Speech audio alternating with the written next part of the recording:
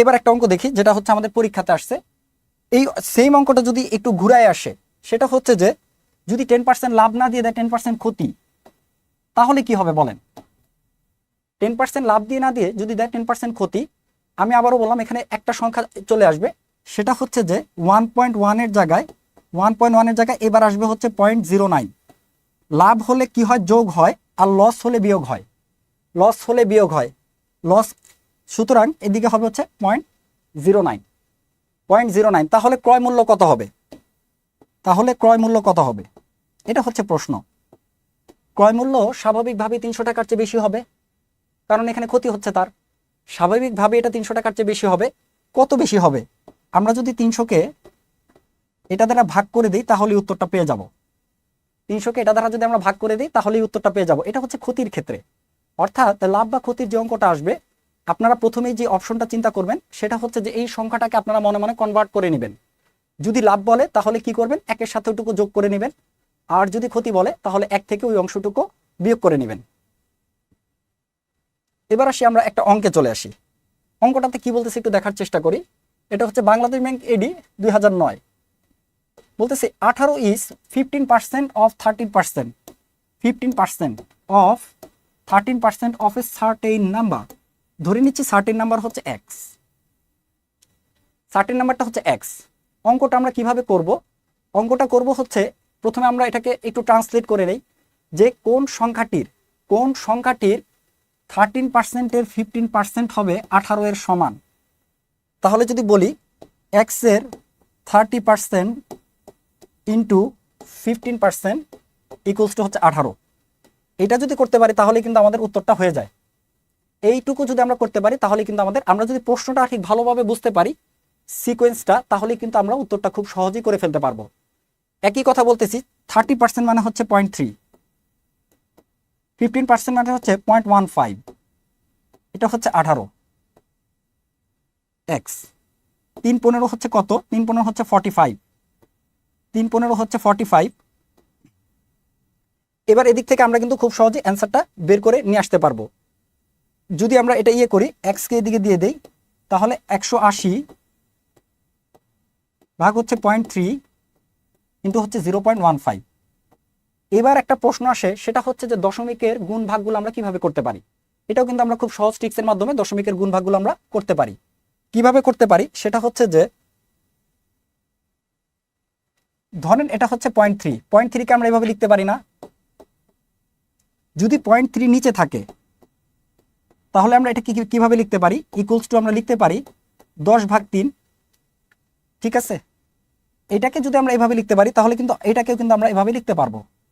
অতএব আমাদের যেটা ছিল সেটা হচ্ছে 18 ভাগ হচ্ছে 0.3 ভাগ হচ্ছে 0.15 ভাগ হচ্ছে 0.15। এই 0.3-কে আমরা কিভাবে লিখতে পারি?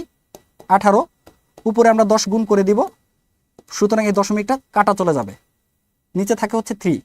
একইভাবে এই দশমিকটাকে যদি আমরা বাদ দিতে চাই তাহলে উপরে আমাদেরকে 10 দিতে হবে, ইন্টু 15। এবার এই ক্যালকুলেশনটা যদি আমরা করে ফেলি তাহলে আমরা অঙ্কের উত্তরটা পেয়ে যাব। তাহলে আমরা অঙ্কের উত্তরটা খুব সহজেই বের করে ফেলতে পারবো।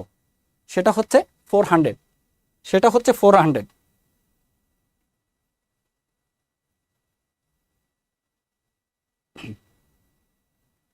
এবার দেখি সেটা হচ্ছে যে what is the purchase price.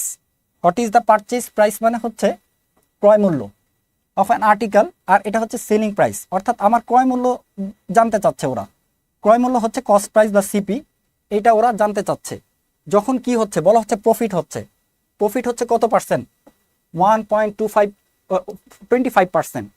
Profit হচ্ছে 25%। তাহলে এটাকে আমরা কি করব? প্রফিটের ক্ষেত্রে এই 25%-কে আমরা 25%-কে আমরা কি বলবো? 1.25। মূল কাজ হচ্ছে এদিকে দেয়া আছে হচ্ছে দুইটা সংখ্যা। একটা হচ্ছে সেলিং প্রাইস দেয়া আছে 250, এটা আমাদেরকে বের করতে হবে। যেহেতু আমাদের প্রফিট হচ্ছে, সুতরাং কাজটা আমরা খুব সহজ, 1.25 দিয়ে আমরা কি করব? 250-কে আমরা ভাগ করে ফেলবো। কারণ অবশ্যই যেহেতু প্রফিট হচ্ছে, তাহলে আমাদের ক্রয় মূল্যটা হবে হচ্ছে 250-এর চেয়ে ছোট। আমাদের ক্রয় মূল্যটা অবশ্যই হবে হচ্ছে 250-এর চেয়ে ছোট হবে। আর সব সময় কি করা হয়ে থাকে? সেলিং প্রাইসকে ভাগ করা হয়। প্রফিট বা লস যে এক্ষেত্রে আমরা কি যাই, আমরা দেখতে পাই যে সেলিং প্রাইস যেটা রয়েছে সেটাকে আমরা ভাগ করব। এক্ষেত্রে ভাগ করব হচ্ছে 50 ভাগ হচ্ছে 1.25, 250। এই দশমিককে যদি আমরা তুলে ফেলতে চাই তাহলে আমাদেরকে এদিকে 100 দিতে হবে। এটা হচ্ছে একটা টেকনিক। এই দশমিককে যদি আমরা তুলে ফেলতে চাই তাহলে আমাদেরকে এদিকে 100 দিতে হবে। তাহলে 125 দুগুণ হচ্ছে 250, উত্তর হচ্ছে সি নাম্বার। এখানে উত্তর হচ্ছে সি নাম্বার। 125 দুগুণ হচ্ছে 250, উত্তর হচ্ছে সি নাম্বার। এইভাবে করে কিন্তু আমরা দশমিকটাকে তুলে ফেলবো। ফার্স্টেই উপরে 100 দিয়ে দিব, উপরে আমরা 100 দিয়ে দিব, তাহলে কিন্তু আমরা খুব সহজেই অঙ্কগুলো করে ফেলতে পারবো। আচ্ছা, এটা হচ্ছে আমরা খুব সহজেই অঙ্কগুলো করতে পারি। এটা দেখেন আপনারা কৃষি ব্যাংকের 17 সালে একটা প্রশ্ন এটা এসেছিল। এরপরে আমরা চলে যাই হচ্ছে আমাদের পরের অঙ্কে। পরের অঙ্কটাতে কি বলা হচ্ছে একটু দেখি। A person incurs a loss 5% by selling. Loss হয়েছে কিন্তু এই জায়গায় লস, যখনই 5% লস হবে তাহলে আমরা কস্ট প্রাইস খুব সহজেই বের করতে পারি। কি করতে বললাম আমি, যে এটাকে ভাগ করতে হবে, 0.95 কে ভাগ করতে হবে। 1140 ভাগ হচ্ছে 0.95। খুব সহজেই কিন্তু আমরা আমাদের কস্ট প্রাইসটাকে আমরা বের করে নিয়ে আসতে পারি। সেলিং প্রাইস দেওয়া থাকলে, প্রফিট অর লস দেওয়া থাকলে আমরা কিন্তু খুব সহজেই এটা বের করে নিয়ে আসতে পারি। এবার দেখি সেটা হচ্ছে যে বলতেছে 5% প্রফিট করতে চাইলে। এবার তো আমরা কস্ট প্রাইস পেয়ে গেলাম। যদি আমরা 5% প্রফিট করতে চাই তার মানে কি, 5% প্রফিট মানে কি 1.05। 1.05 5% প্রফিট হচ্ছে, আপনারা মাথায় রাখবেন, সেটা হচ্ছে যে 1.05। অর্থাৎ একে আমার কি করতে হবে, 1.05 দিয়ে গুণ করতে হবে। ব্যাস, এইটাকে যদি আমরা ক্যালকুলেশন করি তাহলে আমরা উত্তরটা পেয়ে যাব। 1140 ইন্টু 1.05.95। এটাকে যদি আমরা করি তাহলে কিন্তু আমরা উত্তরটা বের করে আনতে পারবো। এক্ষেত্রে উত্তর হচ্ছে 1260। এটার ক্ষেত্রে আমরা উত্তর পাবো হচ্ছে 1260। অঙ্কটা যদি আমরা খুব সহজভাবে দেখতে চাই তাহলে সেটা করণীয় কি, বলতেছে যে 5% যদি সেলিং প্রাইস হয় তাহলে হচ্ছে 0.95। 1140 ইন্টু 5%, এটার জন্য আসবে হচ্ছে 0.95, প্রফিটের জন্য আসবে হচ্ছে 1.05। 1.05।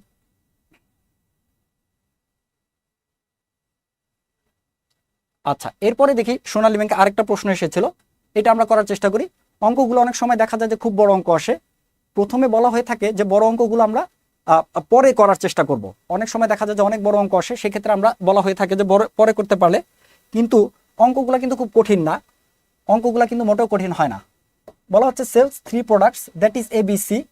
প্রোডাক্ট এ কস্ট হচ্ছে 200 টাকা আর বিক্রি হয় হচ্ছে, বলা হচ্ছে এই প্রোডাক্ট 200 টাকায় কিনে 250 টাকায় বিক্রি করে, তাহলে প্রফিট কত, 50 টাকা। তাহলে প্রফিট হচ্ছে 50 টাকা। এবার আসি বি প্রোডাক্টের ক্ষেত্রে।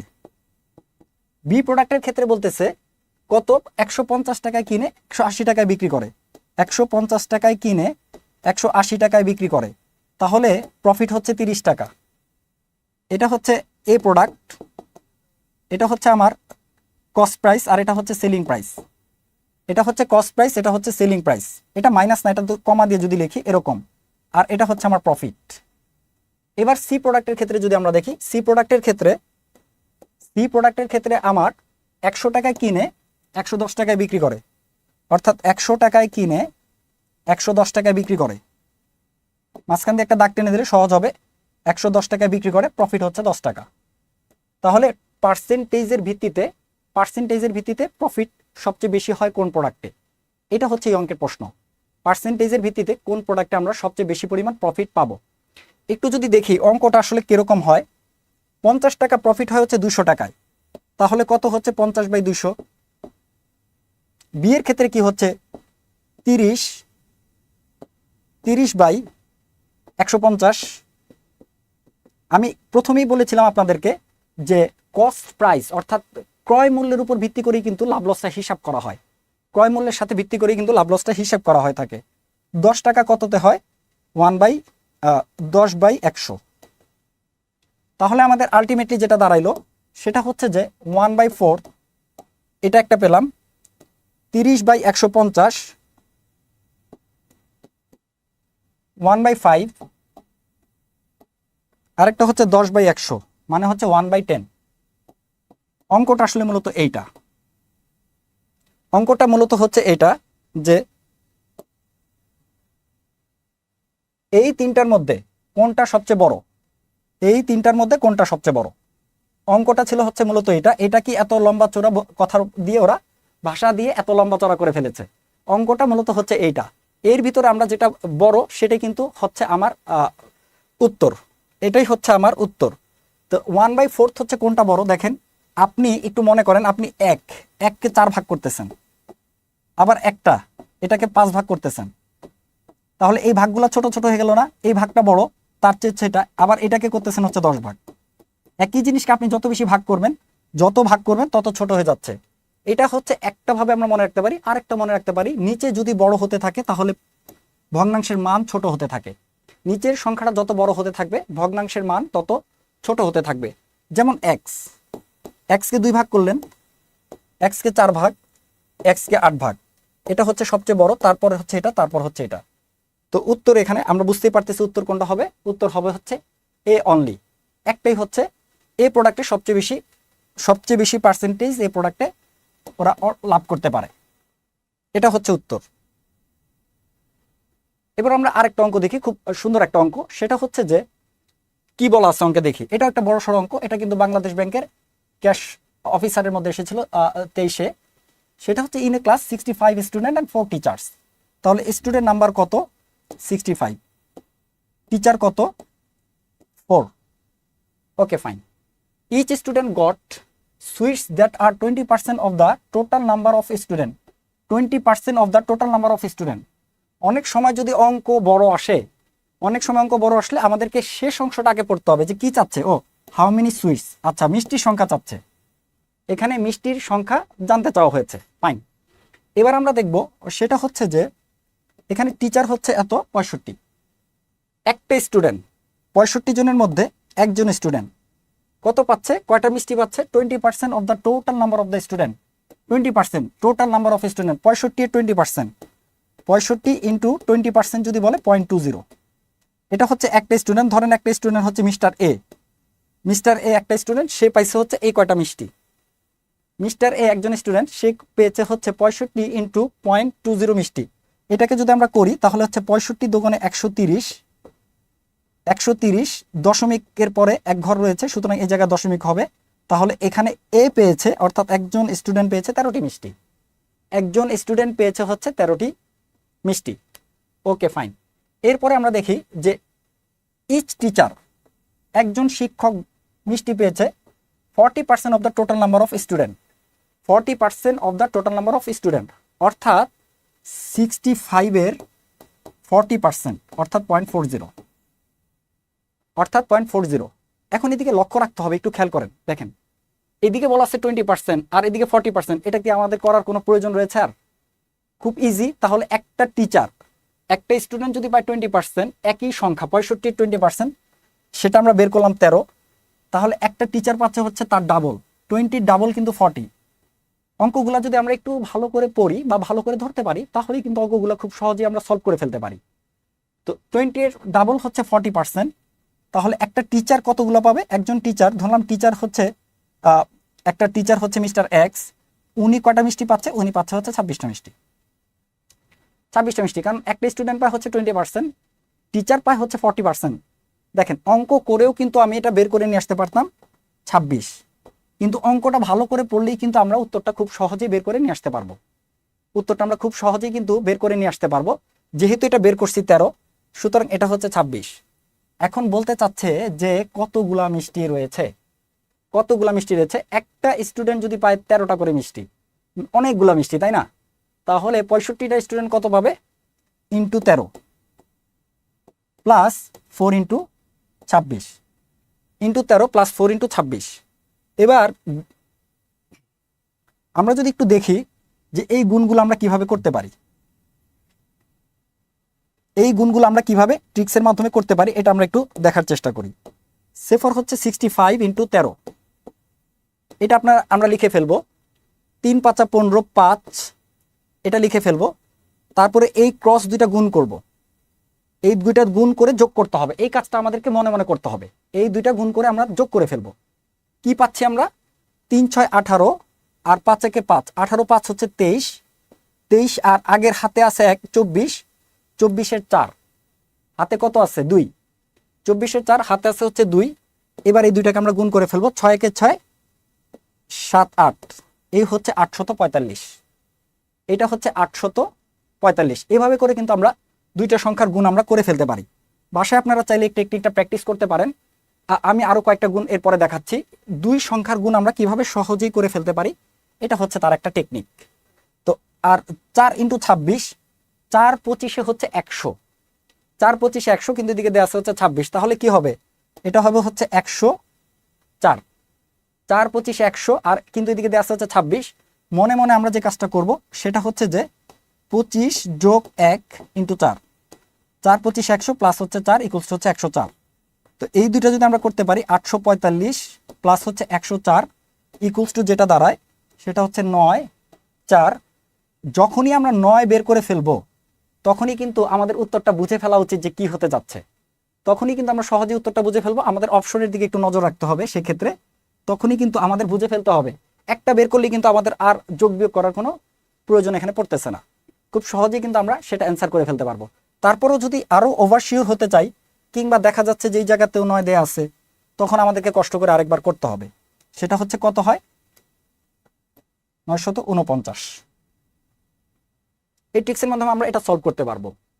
এরপরে আসি, সেটা হচ্ছে যে অ্যাভারেজ নিয়ে কিছু অঙ্ক, আমরা অ্যাভারেজ নিয়ে কিছু অঙ্ক করতে পারি। তার আগে যেটা বলতে চাচ্ছিলাম যে আমরা দুইটি সংখ্যা দিয়ে গুণ কিভাবে আরো করতে পারি সেরকম কিছু বিষয় আমরা দেখি। ধরেন 25 × 26, এটা গুণ করলে কত আসে, 25 × 26 এটা গুণ করলে কত আসে আমরা কিভাবে বের করতে পারি।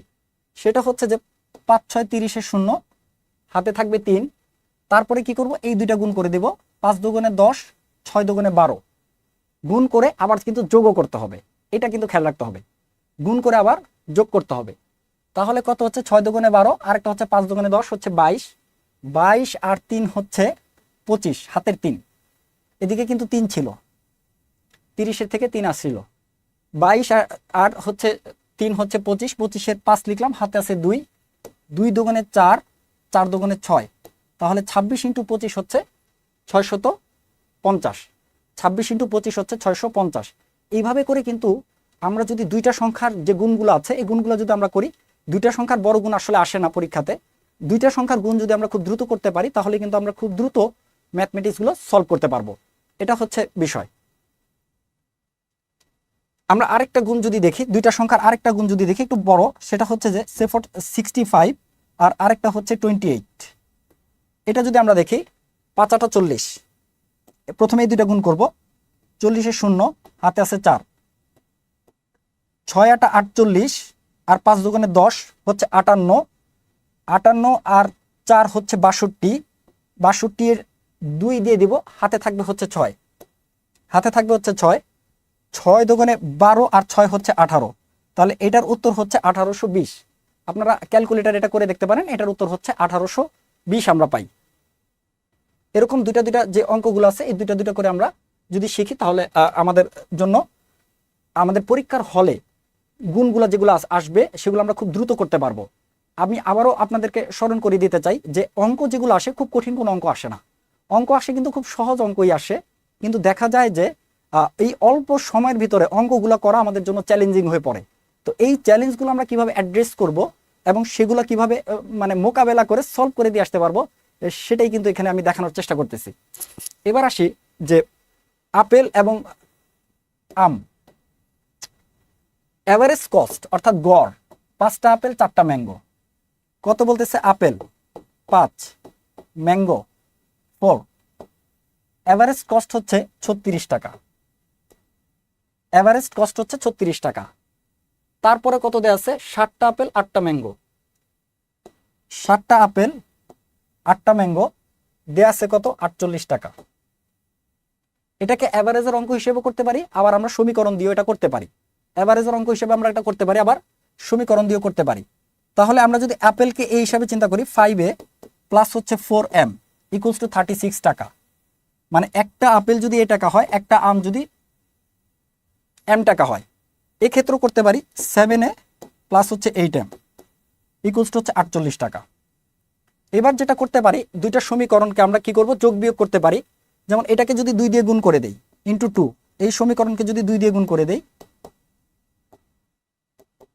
তারপর আমরা খুব সহজেই যোগ বিয়োগ করে কাজটা করে ফেলতে পারবো। খুব সহজেই যোগ বিয়োগ করে কাজটা করে ফেলতে পারবো। এটা হচ্ছে নর্মাল পদ্ধতি, এটা হচ্ছে নর্মাল পদ্ধতি। তো এটা করলে পরে কি আসবে, উপরে যেটা আসে সেটা হচ্ছে যে 10a প্লাস হচ্ছে 8m ইকুয়ালস টু হচ্ছে 36 দুগুণে 72 টাকা। জাস্ট একটা যদি একটা সমীকরণ থেকে আরেকটা যদি বিয়োগ করে দেই, তাহলে আমরা কাঙ্ক্ষিত উত্তরটা পেয়ে যাব। সেটা হচ্ছে যে এই জায়গায় পাই হচ্ছে 3a ইকুয়ালস টু 24 টাকা। তাহলে একটা আপেলের দাম আমরা পেয়ে গেলাম কত, 8 টাকা। এটা হচ্ছে নর্মাল প্রসিডিওর। আবার এর মান যদি আমরা একটাতে যে কোনো একটাতে বসায় দিই, তাহলে আমরা এম এর মানটা সহজে বের করে নিয়ে আসতে পারি। এর মানটা যদি আমরা একটাতে বসিয়ে দিই, তাহলে সহজেই আমরা কি করতে পারবো, এম এর মান বের করে নিয়ে আসতে পারবো। কিন্তু আমি এটা করতে চাচ্ছি একটু ভিন্ন পদ্ধতিতে। এখানে আমি এটা করতে চাচ্ছি একটু ভিন্ন পদ্ধতিতে। সেটা যদি আমরা একটু লক্ষ্য করি যে প্রশ্নে কি চাওয়া হচ্ছে, প্রশ্নে কি চাওয়া হচ্ছে একটু খেয়াল করি। 24টা আপেল 24টা ম্যাঙ্গোস, 24টা আপেল 24টা ম্যাঙ্গোস, একটু খেয়াল করেন আপনারা। সেটা হচ্ছে যে আপেল 5টা, ম্যাঙ্গোস হচ্ছে 4টা, দাম হচ্ছে 32 টাকা। এরপরে দেওয়া আছে হচ্ছে আপেল 60টা। ওরা যে টেকনিকে অঙ্কগুলো দেয় দেখেন, এটা আমরা বড় পদ্ধতিতেও করতে পারি, আবার সংক্ষেপেও করতে পারি। যদি একটু আমাদের মানে একটু সিনসিয়ারলি আমরা দেখি অঙ্কটার দিকে খুব ভালো করে দেখতে হবে, অঙ্কটার ভাষাটাকে বুঝতে হবে, ম্যাথের ভাষাটাকে বুঝতে হবে, ম্যাথের সাথে কথা বলতে হবে। সেটা হচ্ছে যে 48, এবার যদি যোগ করি তাহলে হচ্ছে 12টা আপেল, 12টা আপেল প্লাস হচ্ছে দেখেন 12টা আম, 12 ম্যাঙ্গোস। টোটাল দাম আসতেছে কত, 80 টাকা। ওকে, ওরা কি চাচ্ছে, 24টা আপেল 24টা ম্যাঙ্গো। ওরা চাচ্ছে হচ্ছে 24টা আপেল 24টা ম্যাঙ্গো। অর্থাৎ প্রশ্নটা না পড়লে খুব ভালোভাবে যদি আমরা প্রশ্নটা যত ভালো বুঝতে পারবো, ম্যাথ কিন্তু আমাদের জন্য ঠিক ততটাই সহজ হয়ে ধরা দিবে। দেখেন এখন কিন্তু দেখেই বোঝা যাচ্ছে। জাস্ট এটাকে যদি আমরা কি করি, সেটা হচ্ছে যে এটাকে যদি আমরা 2 দিয়ে গুণ দিয়ে দেই, 2 দিয়ে যদি আমরা গুণ দিয়ে দেই,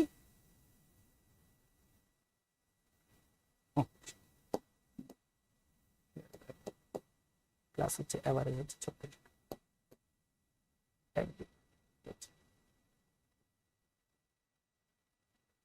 আচ্ছা,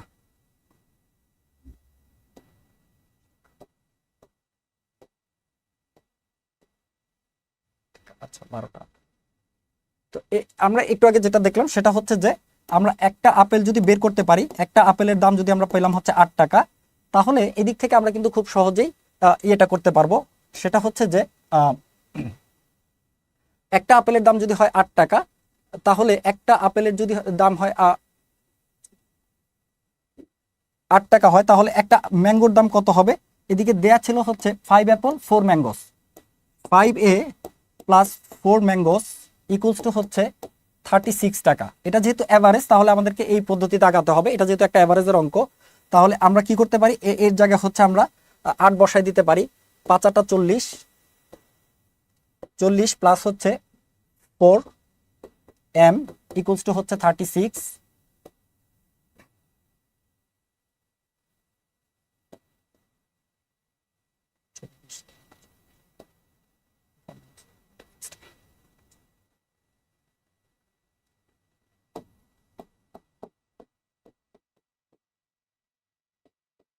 এদিকে 4টা ম্যাঙ্গো দেওয়া আছে, 4টা ম্যাঙ্গো হচ্ছে 36 টাকা। এদিকে 4টা 5টা অ্যাপেল, একটা আপেলের দাম যদি হয় টাকা, 4টা আমের দাম যদি হয় টাকা, তাহলে হচ্ছে এটা 36 টাকা।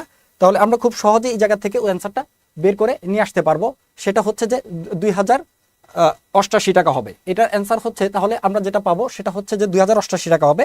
আমরা যদি একটা আপেলের দাম বের করতে পারি, এদিক থেকে আমরা যেটা করলাম সেটা হচ্ছে যে 5টা আপেল প্লাস হচ্ছে 8টা আম, একটা আপেলের দাম যদি হয় টাকা, এটা যদি হয় তাহলে এদিকে পাই আমরা 36 টাকা। ঠিক পরের সমীকরণটা হচ্ছে 7টা আপেল প্লাস হচ্ছে 8টা ম্যাঙ্গো, এটা যদি হয় হচ্ছে 48 টাকা। এই দুইটাকে কি করব, তখন আমরা এটাকে জাস্ট কি করলাম, আমরা একটু যদি সরি এটা হচ্ছে 4টা, এদিকে 2 দিয়ে গুণ দিয়ে দিলে হয় হচ্ছে 10a প্লাস হচ্ছে 4টা ম্যাঙ্গো হচ্ছে এদিকে হয় হচ্ছে 8m ইকুয়ালস টু হচ্ছে 36 দোকানে 72 টাকা। ফাইন। এবার আমরা যেটা করি সেটা হচ্ছে যদি বিয়োগ দিয়ে দেই, বিয়োগ দিয়ে আমরা পাবো হচ্ছে 3a, এটা এটা কাটাকাটি যাবে, এই জায়গায় যেটা পাই সেটা হচ্ছে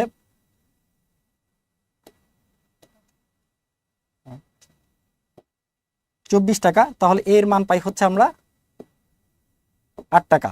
এবার এর মান আমরা একটা সমীকরণে বসিয়ে দেব। এর মান একটা সমীকরণে আমরা বসিয়ে দিলে পরে এর মান একটা সমীকরণে বসিয়ে দিলে আমরা আমের দাম পাবো। তারপরে হচ্ছে আমরা 24-এর সাথে যদি গুণ দিয়ে দিই তাহলে আমরা আমাদের উত্তরটা পেয়ে যাব। যদি আমরা 24-এর সাথে এটা গুণ দিয়ে দিই তাহলে খুব সহজেই আমরা উত্তরটা পেয়ে যাব। এরপরে আমরা দেখি পরের অঙ্কে চলে যাই। সেটা হচ্ছে যে একজন ক্রিকেটার, এটা হচ্ছে বাংলাদেশ ব্যাংকের একজন ক্রিকেটার এভারেজ হচ্ছে 12.4 রান করে per week, whose bowling average কত ছিল? 12.4। এটা ছিল হচ্ছে তার বোলিং অ্যাভারেজ 12.4।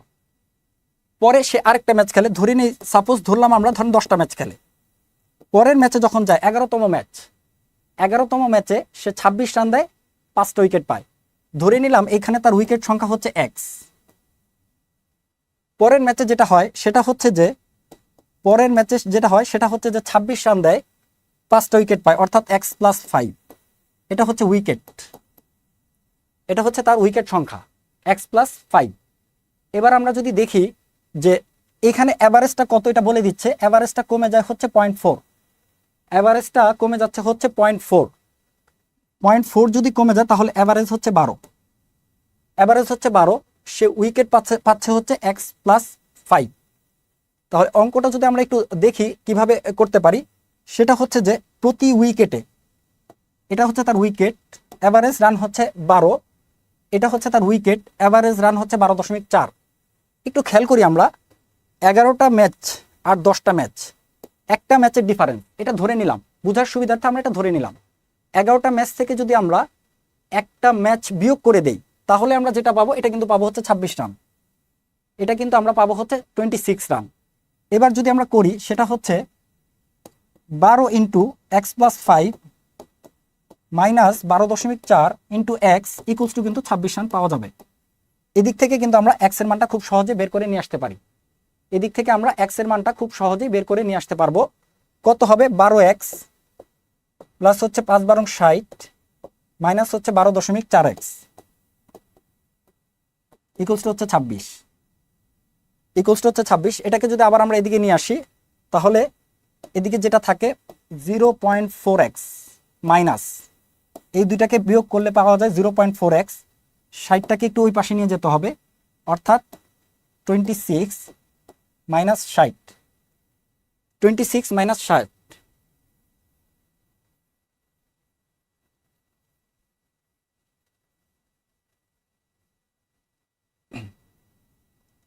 এবার যেটা হবে সেটা হচ্ছে যে আমরা যদি এটা থেকে এটা বিয়োগ করি তাহলে কত পাবো? 60 থেকে যদি আমরা এটা বিয়োগ করি তাহলে পাই হচ্ছে 34, তাহলে পাই হচ্ছে আমরা 34। ওকে ফাইন, মাইনাস 0.4x, এই মাইনাস কাটাকাটি যাবে, এক্স যদি আমরা করি তাহলে যেটা আসে সেটা হচ্ছে যে 34 ডিভাইডেড বাই হচ্ছে 0.4x, 34 ডিভাইডেড বাই হচ্ছে 0.4x। আবারও বলি সেটা হচ্ছে যে এটা যদি আমরা গুণ দিয়ে দেই তাহলে এই দশমিকটা উঠে যাবে। এবার 4 দিয়ে আমরা ভাগ করব, 4 × 8 = 32, 4 × 5 = 20, 4 × 8 = 32, 4 × 5 = 20, অর্থাৎ এক্স এর মান পাওয়া যাবে সেটা হচ্ছে 85। এক্স এর যে মানটা আমরা পাবো সেটা পাবো হচ্ছে 85। আমাদের লাস্ট যে টপিকটা ছিল সেই টপিকটা হচ্ছে জিওমেট্রি বা জ্যামিতি থেকেও কিন্তু ফ্রিকোয়েন্টলি কোশ্চেন আসে। এই 3টা টপিক বাছাই করার অন্যতম কারণ হচ্ছে যে এই 3টা টপিক থেকে কিন্তু বারংবার প্রায়শই প্রশ্নগুলো আসে পরীক্ষাতে। আচ্ছা, আমরা ফার্স্ট একটা প্রশ্ন দেখি, সেটা হচ্ছে যে if 3 sides of a triangle, বলা হচ্ছে ট্রায়াঙ্গেলের 3টা সাইড দেয়া আছে, একটা হচ্ছে 6 সেন্টিমিটার, একটা হচ্ছে 8 সেন্টিমিটার, আর একটা হচ্ছে 10 সেন্টিমিটার। আচ্ছা, এখন বলা হচ্ছে যে দ্য অ্যালটিটিউড, এটার উচ্চতাটা কত, এটা হচ্ছে জানতে চাওয়া হচ্ছে, এটার উচ্চতা জানতে চাওয়া হচ্ছে। ওকে ফাইন, দেয়া আছে হচ্ছে এই 3টা দেয়া আছে। বলা হচ্ছে যে triangle and if 3 sides of a triangle side is base, এটার উচ্চতাটা কত হবে এই বিষয়টা জানতে চাওয়া হচ্ছে। ওকে, এখন আমরা যদি এটা ক্ষেত্রফল বের করতে চাই, উচ্চতা আমরা কোথায় পাই? সেটা হচ্ছে যে ক্ষেত্রফল ইকুয়ালস টু দৈর্ঘ্য হাফ ইন্টু ভূমি ইন্টু উচ্চতা। ক্ষেত্রফলের সূত্র যেটা আমরা জানি সেটা হচ্ছে যে হাফ ইন্টু ভূমি ইন্টু উচ্চতা।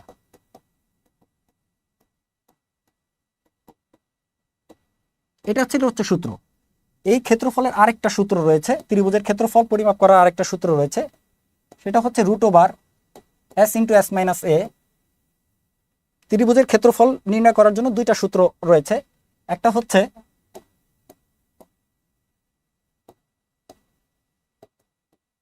হাফ ইন্টু ভূমি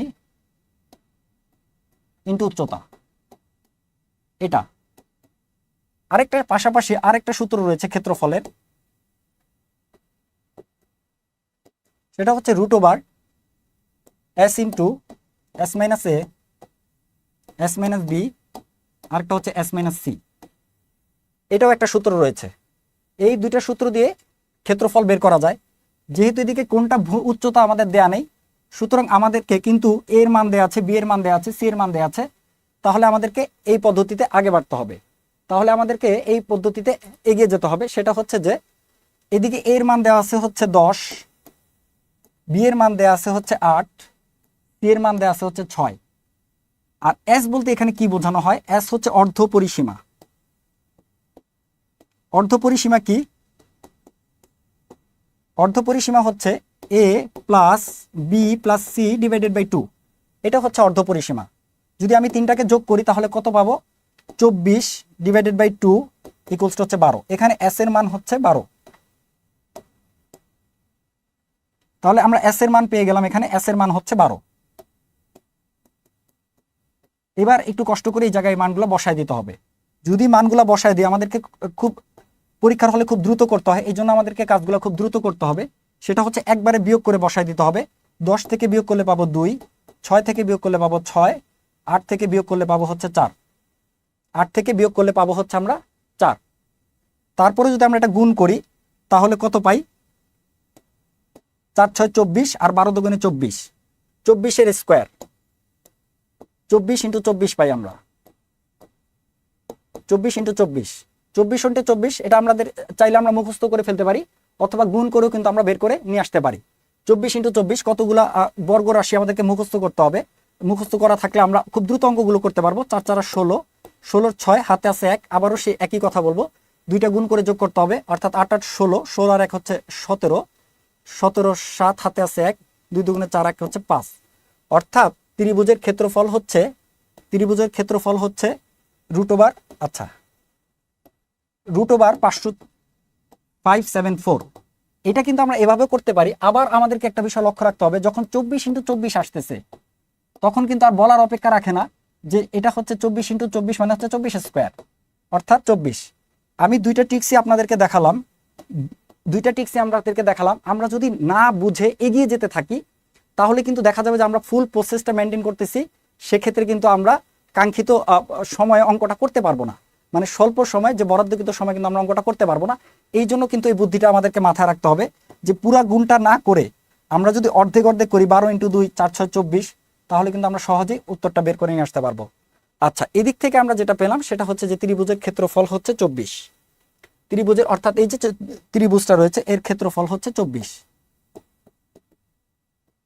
এটা হচ্ছে 24। Okay fine. এবার আমরা যদি দেখি যে এখানে কি বলা আছে, সেটা হচ্ছে যে ইউজিং দ্য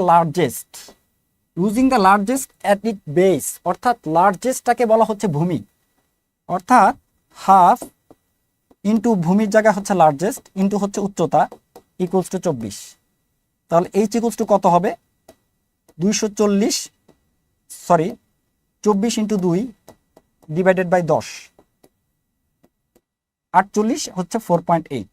এটা হচ্ছে হাইট বা উচ্চতা। এভাবে করে কিন্তু আমরা অঙ্কটা খুব সহজেই বের করে নিয়ে আসতে পারি। ওকে, আমাদের লাস্ট আরেকটা অঙ্ক রয়েছে, সেই অঙ্কটা আমরা একটু করার চেষ্টা করি। সেটা হচ্ছে যে এ circle and a rectangle. Circle মানে হচ্ছে একটা বৃত্ত, রেক্টেঙ্গেল মানে হচ্ছে একটা আয়তক্ষেত্র। বলা হচ্ছে হ্যাভ দ্য সেম পেরিমিটার। এইটার যে পেরিমিটার অর্থাৎ পরিসীমাটা রয়েছে আর এটার যে পরিসীমাটা রয়েছে, এই দুইটা হচ্ছে same. Have the same perimeter, এই দুইটা পরিসীমাকে সেম বলা হচ্ছে। আচ্ছা, পেরিমিটার যদি হয় এটা এ, বি বি, তাহলে 2 × a + b। ওকে, আর ত্রিভুজের ক্ষেত্রে পরিসীমা বলা হয় হচ্ছে, এটা যদি r ব্যাসার্ধের হয়ে থাকে তাহলে হচ্ছে 2πr, বলা হচ্ছে এই দুইটা সেম। এই দুইটা সেম বলা হচ্ছে, যেহেতু ইকুয়েশন আমরা যদি এই লেখা থেকে ইকুয়েশনটা বের করে আনতে চাই তাহলে এটা পাই। এবার দেখি কি দেওয়া আছে, the sides of the rectangle. The sides of the rectangle হচ্ছে 18 অ্যান্ড 26, অর্থাৎ এ ইকুয়ালস টু হচ্ছে 26, বি ইকুয়ালস টু হচ্ছে 18। এ ইকুয়ালস টু হচ্ছে 26, বি ইকুয়ালস টু হচ্ছে 18। তাহলে এদিক থেকে আমরা কি পাই, 2 ইন্টু 26 প্লাস 18 ইকুয়ালস টু হচ্ছে 2 পাই আর। এটা কাটাকাটি যাবে, পাই আর এর মান কত থাকতেছে,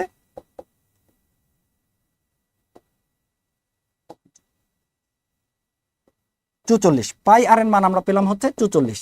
তাহলে আর এর মান কত পেলাম, আর এর মান আমরা যেটা করব সেটা হচ্ছে যে 44 বাই পাই।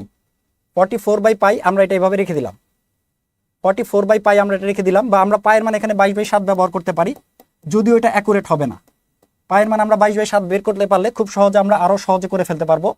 যদি আমরা আর এর মান বসাই দিই তাহলে আর ইকুয়ালস টু হচ্ছে 44 ডিভাইডেড বাই 22/7 ইকুয়ালস টু যেটা হবে সেটা হচ্ছে যে এটা হচ্ছে 2 7 দুগুণে 14, আর এর মান হচ্ছে 7 দুগুণে 14। ওকে, এইভাবে যদি আমরা করি দেন হচ্ছে ত্রিভুজের কি জানতে চাচ্ছে ওরা, the area of circle, the area of the circle. সার্কেলের যে ত্রিভুজের যে এরিয়াটা রয়েছে, সরি বৃত্তের যে ক্ষেত্রফলটা রয়েছে সেই ক্ষেত্রফলটা যারা জানতে চাচ্ছে প্রশ্নে। ক্ষেত্রফলের সূত্র আমরা জানি পাই আর স্কোয়ার। ক্ষেত্রফলের সূত্র হচ্ছে পাই আর স্কোয়ার, যেখানে আমরা আর এর মান পেয়ে গেলাম হচ্ছে 14। যদি আমরা এই আর এর মানটা এখানে 14 বসায় দেই তাহলে কিন্তু আমাদের উত্তরটা মিলে যাবে। পাই এর মান হচ্ছে 22/7 ইন্টু 14 স্কোয়ার, 22/7 ইন্টু 14 স্কোয়ার। এটা যদি আমরা করি তাহলে আমরা কি পাচ্ছি, সেটা হচ্ছে যে 22 ইন্টু 14 ইন্টু 14। আমরা কিন্তু এভাবে এটা লিখতে পারি 7 দুগুণে 14। এবার হচ্ছে তাহলে উত্তর কি আসতেছে, 28, 14 দুগুণে 28, আর একটা হচ্ছে 22। এই গুণটা করে দিলে কিন্তু আমরা উত্তরটা পেয়ে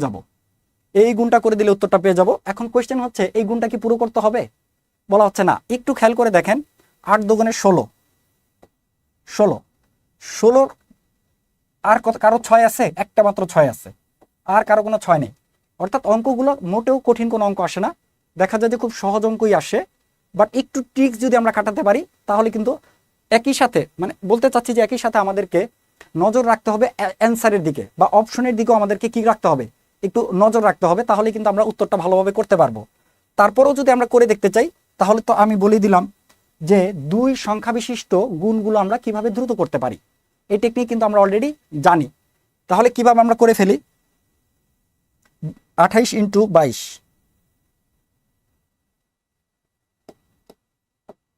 28 ইন্টু 22, 8 দুগুণে 16, 6 হাতে আছে 1, 2 দুগুণে 4, আর হচ্ছে 8 দুগুণে 16, 20, 20 21-এর 1 হাতে আছে 2, 2 দুগুণে 4, আর 2 হচ্ছে 6। তাহলে উত্তর কোনটা আমরা পেয়ে যাচ্ছি, উত্তর হচ্ছে 616। উত্তর হচ্ছে 616। আমি আবারও বলি যে গুণটা আমরা না করলেও কিন্তু পারতাম, তারপরও গুণটা করে একটু চেক করে দেখলাম যে ঠিক আছে কিনা। হ্যাঁ, এটা অবশ্যই একটা কাজ করা যায়, সেটা হচ্ছে যে আমরা যখন উত্তরটা গেস করতে পারবো বা অনুমান করতে পারবো তখন পাশে হয়তো একটা দাগ দিয়ে রাখলাম, যদি সময় হাতে থাকে তাহলে অঙ্কটা করে দিয়ে আসবো, আর যদি আমাদের হাতে সময় না থাকে তাহলে আমরা দ্রুত ওই বৃত্তটা পূরণ করে দিয়ে আসবো। এটা হচ্ছে একটা হচ্ছে ট্রিক্স, বা এটা হচ্ছে একটা অনুমান ভিত্তিক আমরা এই কাজটা করতে পারি। অঙ্কটা করার মতো যদি সময় থাকে তাহলে তো অবশ্যই আমরা করে দিয়ে আসবো, আর আদারওয়াইজ আমরা দেখা যাচ্ছে যে এই ট্রিক্সটাকে কাজে লাগে আমরা এটা অ্যান্সার করতে পারি। আশা করি এটা শতভাগ নির্ভুল উত্তর হবে। তো এই ছিল হচ্ছে আজকের আয়োজন। একটি ছোট্ট অঙ্ক দিয়ে শেষ করব। এই অঙ্কটা কিন্তু আমরা চাইলে আমরা ট্রিক্স দিয়েও করতে পারি, কিংবা আমরা একটু যদি অঙ্ক করে করি তাহলেও আমরা করতে পারি। কিভাবে, সেটা হচ্ছে আমরা একটু খেয়াল করে দেখি যে এবি 18 দেয়া আছে, আর এই একটা ইকুয়েশন দেয়া আছে। ওরা জানতে চাচ্ছে 1/a plus 1/b equals to what. এটা হচ্ছে প্রশ্ন যে 1/a plus 1/b equals to what. তো এটা যদি আমরা করি, ab ইকুয়ালস টু হচ্ছে, এটা হচ্ছে a প্লাস b, এটা হচ্ছে a প্লাস b। এখন আমরা যদি এটাকে স্কোয়ার করে দিই তাহলে এটাকে স্কোয়ার করে দিতে হবে।